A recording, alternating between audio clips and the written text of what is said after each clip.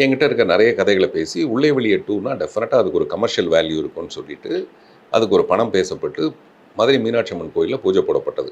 அந்த பூஜை எப்படின்னா, அங்கே இருக்கிற அந்த ஊரில் இருக்கிற ரொம்ப பெரியவர், அவர் வந்து ஒரு 1000 நாளைக்கு 1000 பேருக்கு நான் சோறு போடுறேன், அன்னதானம் பண்ணுறேன்னு சொல்லிட்டு என்னை கூட்டு போய் காமிச்சு, அதில் என் கையால் அன்னதானம் போட சொல்லி, அவர் ஒரு 1000 கோடிக்கு அதிபதி அப்படிலாம் சொல்லப்பட்டு, நான் நம்பி பூஜை போட்டு, அந்த படம் இது வரைக்கும் நடக்கலை. இது வரைக்கும் அவங்க 10 பைசா கூட பணம் கொடுக்கவே இல்லை. அந்த பிரச்சனையை இப்போ நான் மதுரை போலீஸ் கமிஷனருக்கு எடுத்துகிட்டு போயிருக்கேன். அவங்களால என்னுடைய 6 மாதம் வந்து நேரம் தடைப்பட்டு போச்சு.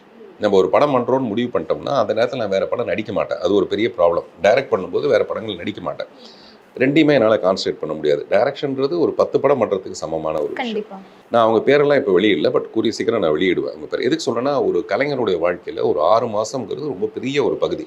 அது வந்து அப்படியே இத்தனைக்கு நான் பண்ணுறது எக்ஸ்பெரிமெண்டல் ஃபிலிம் இல்லை. ஒரு கமர்ஷியல் ஃபிலிம்னு சொல்லி கூட அதில் என்னென்னா அவங்களுக்கே ஒரு தடுமாற்றம் வந்திருக்கும். ஆரம்பிக்கலாமா வேண்டாமான்னு ஒரு தடுமாற்றம் வந்திருக்கும். அது எனக்கு சொல்லியிருந்தா கூட பரவாயில்ல, நம்ம விலகி போயிருக்கலாம். எக்ஸாக்ட். அது கிட்டத்தட்ட ஒரு 6 மாதத்தை அவங்க தின்னுட்டு போயிட்டாங்க. அது வந்து மிகப்பெரிய கிரிமினல் குற்றம்னு நான் கொண்டு போகிறேன்.